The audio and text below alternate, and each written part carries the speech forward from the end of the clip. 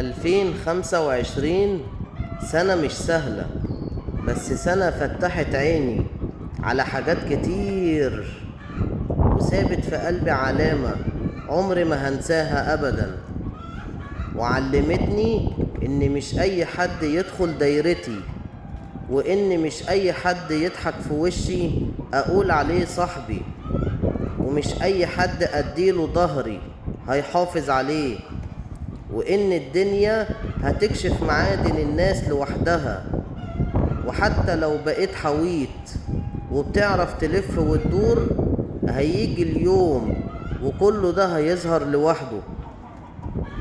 واللي بيوجعك النهاردة بكرة هو اللي هيعلمك. من الآخر كده أنا مش ندمان على حاجة، لأن فهمت خلاص، واللي فهم مهما خسر كسبان.